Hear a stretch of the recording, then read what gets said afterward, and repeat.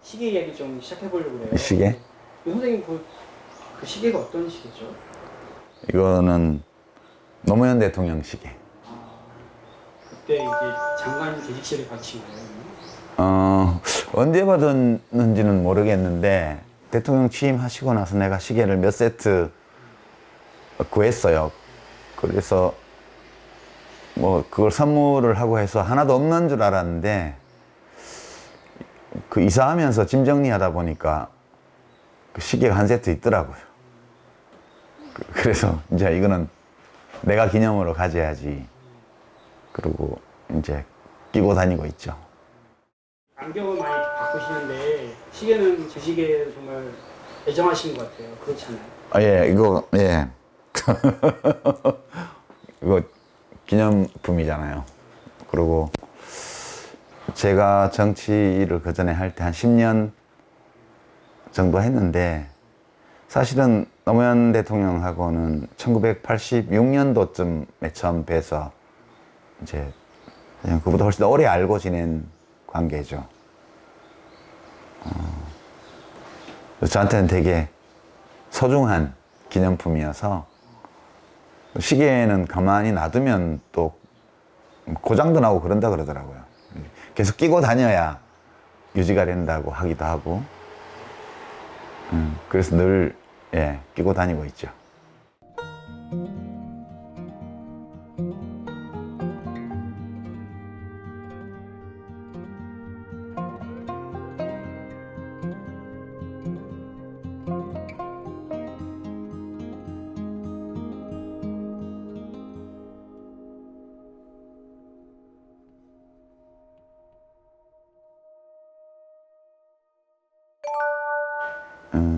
역사서술의 목적 또는 방법과 관련해서 갈래가 두 개 있는 것 같아요.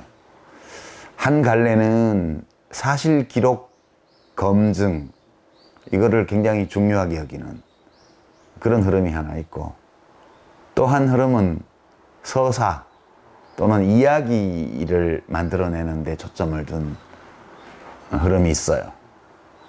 그래서 문명사에서 처음으로 역사서라고 말할 수 있는 것이 나왔을 때부터 그랬어요.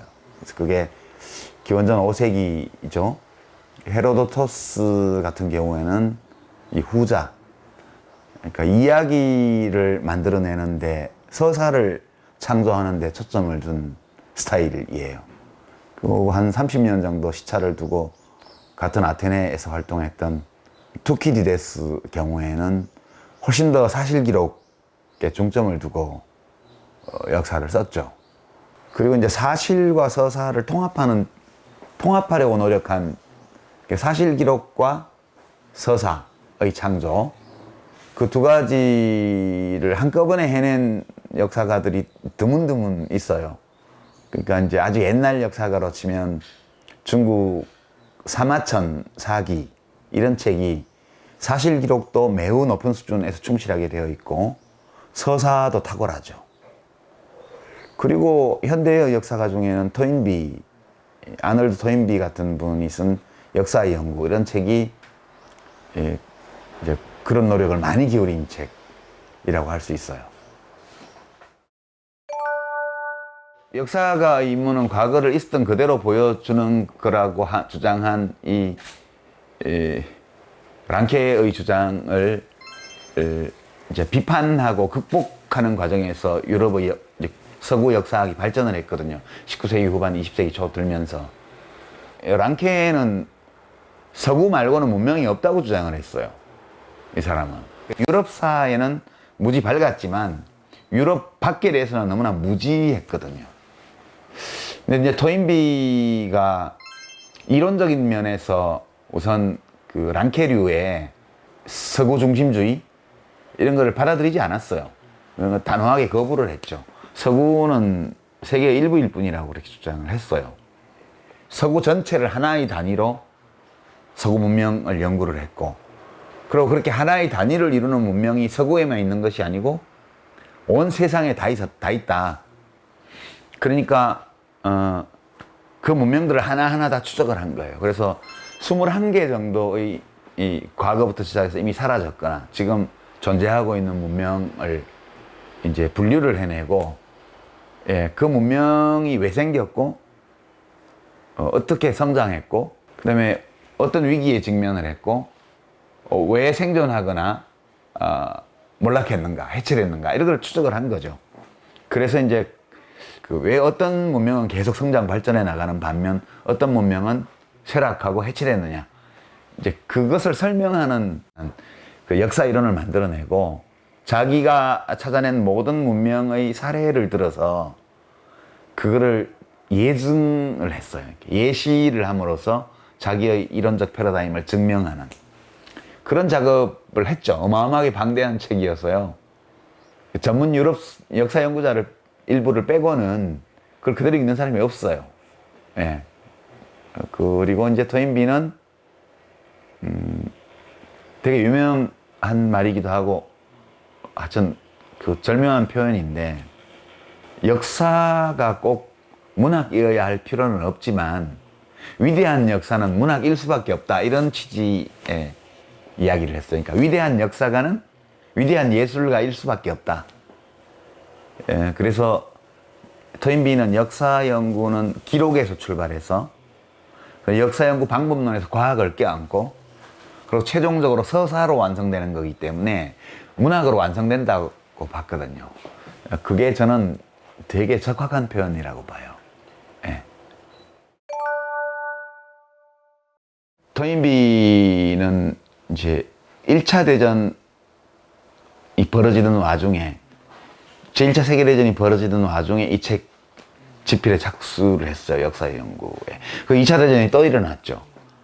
이게 1차 대전은 식민지를 둘러싼 열강들의 다툼이 원인이 되어서 벌인 유럽 열강의 내전이었고, 2차 대전 역시 마찬가지였죠. 그래서 이 내전으로 기력을 탕진하고 몰락한 문명의 사례가 바로 고대 그리스 문명인데, 현대 서구 문명은 고대 그리스 문명의 손자 문명쯤 되는데, 할아버지가 그랬던 것처럼 손자도 내전으로 망할 거다. 더더군다나 이제 핵무기까지 장착하고 있었잖아요, 그 당시에. 예, 그래서 그런 비극이 또 생길지 모른다는 두려움, 그리고 이렇게 그 내전으로 인해서 문명이 망한 과거의 비극, 이것을 현대 인류가 깨닫지 못한다면 그리스 문명을 넘어서 인류 전체가 그 문명의 내전으로 멸망할지도 모른다, 이런 경고를 해줬죠. 예.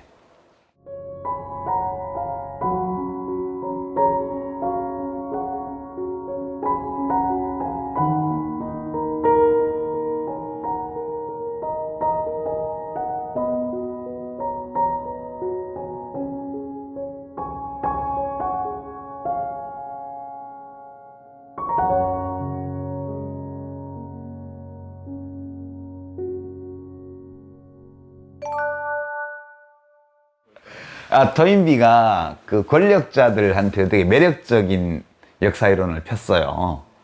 그러니까 김대중 대통령만 그랬던 게 아니고 그 박정희 대통령도 그랬어요. 그러니까 1970년대 사회교과서에는 학교, 중학교, 고등학교 이 토인비의 역사 이론이 거의 역사 이론의 모범 또는 정답인 것처럼 나와 있었고, 우리 달달 외웠어요. 그 학교 다닐 때.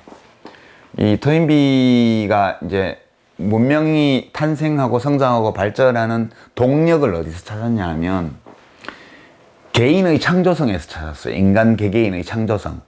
그러니까 사회에는 소수의 창조적 개인이 있다는 거예요. 그러니까 어떤 뭐 환경 변화가 일어났을 때, 자연 환경의 변화가 일어났을 때 그 창조적인 개인이 있어 해법을 찾을 수 있는데 그 숫자는 매우 적다는 거예요. 근데 이 창조적 천재들은, 소수의 창조적 천재들은 자기 혼자서는 업적을 못 이루어요. 다수의 이제 비창조적 다수자들, 이 자기 자신을 믿고 따르게 만들 때에만 문명을 탄생시키고 발전시킨다는 거예요. 대중의 신임을 얻지 못한 창조적 천재는 그 당대의 사회 현실과 불화를 일으킨 끝에 배척당하고 박해받고 그 비관적 상황에 빠져서 아주 비참하고 불행한 최후를 맞이하기도 하고 그런 거래요. 그러니까 이제 권력자들이 딱 보게 되면 군사 쿠데타를 했던 박정희 대통령도 자기가 창조적 소수자이고 싶었던 거죠. 대중이 나를 받아들이고 따라주기만 하면 대한민국을 이제 중흥할 수 있다. 그 이론을 대중에게 주입하려고 했고 자기들이 창조적 천재 소수자라고 주장하고 싶었던 거예요. 반면에 이제 그에 맞서서 민주화 투쟁을 오랫동안 해왔던 김대중 대통령 역시 자기의 비전을 국민 대중이 받아들이고 자기를 모방하고 따라만 준다면 우리 대한민국을 성공시킬 수 있다고 본 거예요. 그러니까 이 이론이 되게 매력적이에요. 그러니까 실제 창조적 소수자이든 아니든 간에 권력을 추구하거나 권력을 장악한 사람들은 이 토인비의 이론에 등장하는 창조적 소수자이고 싶어 하고 자기가 그런 존재라고 믿고 싶어 하고 대중이 그것을 받아들여 주기를 원해요. 근데 이제 김대중 대통령은 역사 연구를 진짜 읽으신 분이고 박정희 대통령은 브리핑만 받았을 것 같아요. 다섯 번째 질문입니다. 아놀드 토인비가 역사에 대해서 한 많은 명언 중에서 이런 게 있더라고요. 인류의 가장 큰 비극은 지나간 역사에서 아무런 교훈도 얻지 못하는 데 있다. 이 말 들으면 여러분은 어떤 사건이 생각나십니까?